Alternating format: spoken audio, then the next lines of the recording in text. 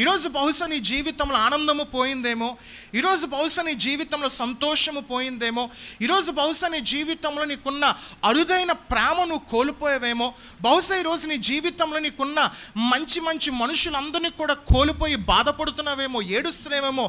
ఈరోజు ఎలాగైతే యెరూషలేము నివాసులందరికీ కూడా, అనగా సియోను నివాసులందరికీ కూడా దేవుడు ఎలాగైతే ఆయన వైపు తిరిగిన ఎడల కరుణతో ఎలాగైతే సమకూర్చడిపోయినవన్నీ కూడా దేవుడు పోయిన ఆ దుఃఖాన్ని, పోయిన ఆ యొక్క సంతోషాన్ని, పోయిన ఆ ఆనందాన్ని, పోయిన ఆ పరిస్థితులన్నీ కూడా దేవుడు మళ్ళీ నీకు తిరిగి సమకూర్చునుగాక.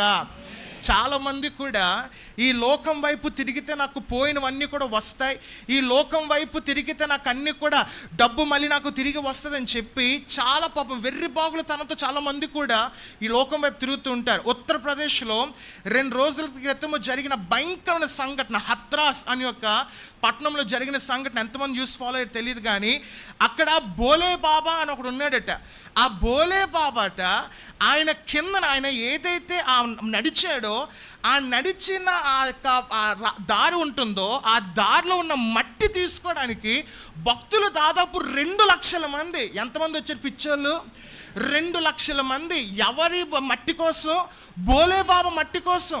ఆ బాబా నడుస్తే అది మాకుంటే మాకు అన్నీ కూడా వచ్చేస్తే, అది ఉంటే మాకు దీవెనలు వచ్చేస్తే, అది ఉంటే మాకు డబ్బు వచ్చేస్తుంది, మా ఇంట్లో సుఖం ఉంటుందని చెప్పి దాదాపు 2 లక్షల మంది వచ్చి ఆ యొక్క బాబా నడిచే ఆ యొక్క మట్టిని తీసుకోవడానికి వచ్చారు. ఎంతమంది చచ్చిపోయారు తెలుసా? తొక్కిసలాట్లో 128 మంది దాదాపు తొక్కిసలాట్లో చనిపోయారు. అందులో అధిక శాతము మహిళలే ఉన్నారు. దయచేసి గమనించండి, ఈ అసత్యాన్ని దయచేసి వెంబడించకండి, ఈ అసత్యాన్ని వైపు దయచేసి వెళ్ళకండి. వాళ్ళు అడుస్తేనేమోంచి మాకు అదొచ్చేస్తుంది, లేకపోతే వాళ్ళ పాదాలు మా నెత్తి మీద వేస్తే ఆ నీళ్ళు ఎత్తే దాని ద్వారా మాకు ఆశీర్వాదం వచ్చేస్తాయి, మాకు దాని ద్వారా దీవెనలు వచ్చేస్తాయి, ఇది చేస్తే మాకు ఆశీర్వాదం చెప్పి బైబిల్ ఎక్కడా కూడా బోధించలేదు. నువ్వు ఆయన వైపు తిరుగు చాలు, నీకు దేవుడు కరుణ అనే దేవుడు కలుగు చేస్తాడు. హల్లెలూయా. నువ్వు ఏమీ చేయవసరంలే, నువ్వు ఏమీ కూడా పెద్ద పని పెట్టుకోవసరంలే. ఒకటే దిక్కు, ప్రభువా నీ వైపు తిరుగుతున్నాను తండ్రి, నీ వైపే నా ఆలోచన ఉంది ప్రభువా, నీవే సర్వశక్తిమంతుడు ప్రభు అని చెప్పి నువ్వు దేవుని వైపు తిరిగినట్లయితే ఈరోజు నీ బ్రతుకు మారుతుంది. పోయినవన్నీ కూడా నా దేవుడు నీకు అన్ని విషయాల్లో కూడా సమకూర్చుకుంటూ వస్తాడు. ఆహాజు ఎప్పుడైతే పరిపాలన చేశాడో ఇజ్రాయెల్ జనము జీవితంలో సమస్తమును కోల్పోయారు, ఆస్తి కోల్పోయారు, వాళ్ళు బానిసత్తులో మళ్ళీ కూడా వెళ్ళిపోయారు.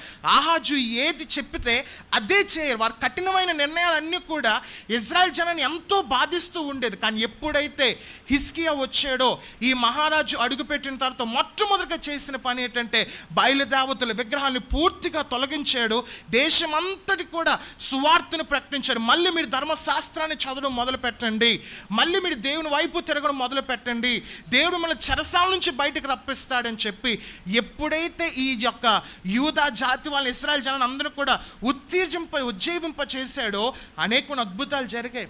సంఘాలకు చాలామంది కూడా వస్తూ ఉంటారు, ఇన్స్పెక్టర్స్లో వస్తారు. ఎలాగొస్తారు? ఇన్స్పెక్టర్స్లో వస్తారు. ఎలాగుంది సంఘం, ఎలాగుంది, ఎంతమంది జనం వస్తున్నారు, పాస్టర్ ఎలా డ్రెస్ వేసుకొచ్చాడు, కారు ఎలాగుంది అని చెప్పుకొని వస్తారు. మళ్ళీ ఇంకో సంఘాలకు వెళ్తూ ఉంటారు, ఆ సంఘం ఎలాగుంది, ఈ సంఘం ఎలాగుంది. అది గొప్ప ఆశీర్వాదాలు కొంతమందికి. ఇంకొంతమందికి ఏమొచ్చి మొదటి ఆదివారం అనగా నెల మొదటి ఆదివారం వచ్చేస్తే అదొక గొప్ప ఆశీర్వాదం. గమనించండి, ఇవి కావు ఆశీర్వాదాలు. ప్రతి క్షణము, ప్రతి దినము, ప్రతి వారము, ప్రతి నెల, ప్రతి సంవత్సరము నువ్వు దేవుని వైపే తిరగాలి. నీ అవసరాలకి దేవుని సంఘము కాదు, నీకు అవసరం వచ్చేసింది కదా అని చెప్పేసి దేవుని సంఘానికి వచ్చేయడం కాదు, నాకు ఇక్కడ జరిగిపోద్ది కదా అని చెప్పేసి వచ్చేయడం కాదు. అందుకే వాక్యము రోమిలకు రాసిన పత్రిక 9:16 వచనంలో ముందుగానే చెప్పాను, మనము అడిగితే వచ్చేది కాదు, దేవుడు కరుణిస్తేనే వచ్చేది. ఏంటంటే అది కరుణ. ఈరోజు దేవుణ్ణి అడగండి. ప్రభువా, దావీదు ఈ సీక్రెట్ను కనుక్కున్నాడు ముందే. దావీదు తన జీవితంలో ఆశీర్వాదము పొందడానికి, దావీదు తన జీవితంలో దీవెన పొందడానికి ఈ సీక్రెట్ తీసుకున్నాడు. ప్రభువా, నీవు నన్ను కరుణింపుము, నాపై నీ కరుణ ఉంచు తండ్రి, నన్ను కరుణించు ప్రభు అని చెప్పి దావీదు కరుణ పొంది ఉన్నాడు గనుక దేవుని కృపను బట్టి శత్రువుల చేత ఆయన తప్పించబడ్డాడు, సౌలు చేత తప్పించబడ్డాడు, అనేకమైన శత్రువుల చేత తర్వాత దావీదు సజీవంగా అన్ని విషయాల్లో ముందుకు వెళ్ళాడు. ఎందుకంటే దేవుని యొక్క కరుణ దావీదు వెంట ఉంది కనుక. ఈరోజు ఎవరెవరో కాళ్ళు మొక్కికండి, ఎవరిదెవరో దగ్గరికి వెళ్ళి కాలు పట్టికండి, ఎవరెవరో దగ్గరికి వెళ్ళి చెయ్యి చాపికండి. నీవు చెయ్యి చాపవలసింది, నీవు ఆయన బంగారు పాదాల మీద పడవలసింది ఎవరంటే నా క్రీస్తు దగ్గర నువ్వు పడు. ఆయన కరుణ ద్వారా నీకు ఏది కావాలో పోయినవన్నీ కూడా నా దేవుడు తిరిగి సమకూరుస్తాడు. హల్లెలూయా.